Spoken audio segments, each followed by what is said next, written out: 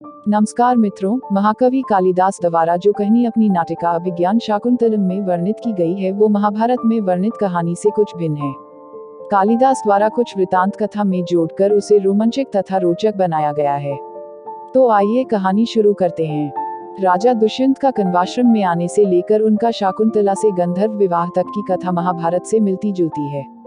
इस कहानी में राजा दुष्यंत विदा लेते समय शकुंतला के अनुरोध पर उसको यादगार स्वरूप अपनी राजसी अंगूठी निकालकर उसे दे देते हैं तथा कहते हैं कि वो उसे लेने के लिए शीघ्र अपनी चतुरंगी सेना भेजेंगे। दुष्यंत के जाने के बाद शकुंतला राजा के ख्यालों में खोई रहती है। एक दिन दुर्वासा ऋषि आश्रम में आते हैं।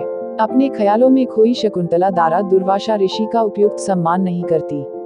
इस उपेक्षा से क्रोधित होकर दुर्वासा ऋषि शकुंतला को श्राप देते हैं कि जिसकी यादों के खोकर तूने मुझे उचित सम्मान नहीं दिया है वो तुझे भूल जाएगा।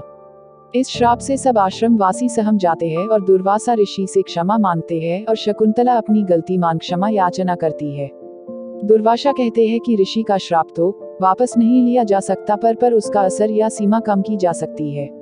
अगर तुम उस व्यक्ति को कोई पहचान की वस्तु दिखाओगे तो वो तुम्हें पहचान जाएगा।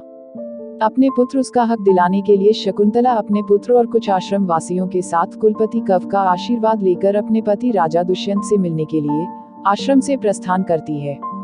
रास्ते में गंगा नदी को पार करने के लिए सब एक नाव में सवार होते हैं। नाव में सवार शकुंतला नदी के पानी में अपना हाथ डाल जल क्रीड़ा करती है।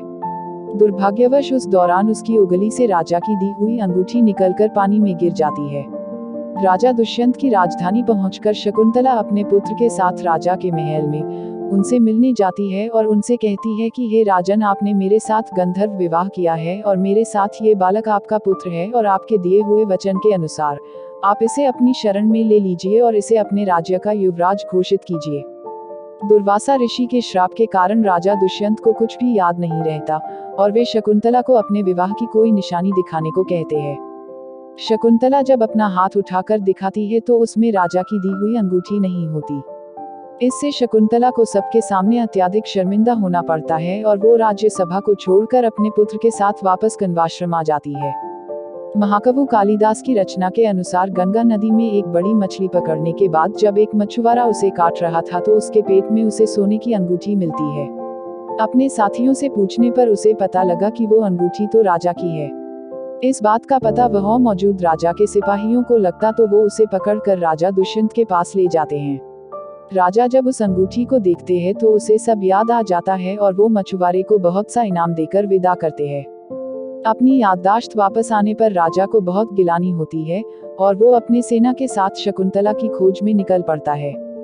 कण्वाश्रम के पास राजा को एक बालक दिखता है जो कि एक शेर का मुंह खोलकर उसके दांत गिन रहा था। राजा के पूछने पर वो कहता है कि वो शकुंतला का पुत्र है और राजा को आश्रम में ले जाता है जहां राजा दुष्यंत का शकुंतला से मिलन होता है।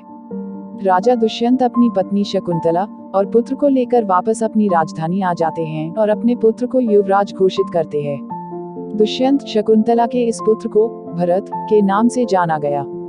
भरत ने इस विशाल भूखंड को एकीकृत कर कई वर्षों तक राज किया और इस चक्रवर्ती सम्राट के नाम से इस देश को भारतवर्ष पड़ा।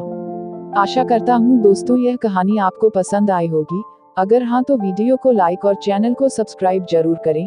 मिलते हैं ऐसे ही और एक नई कहानी के साथ। तब तक के लिए जय हिंद, जय भारत।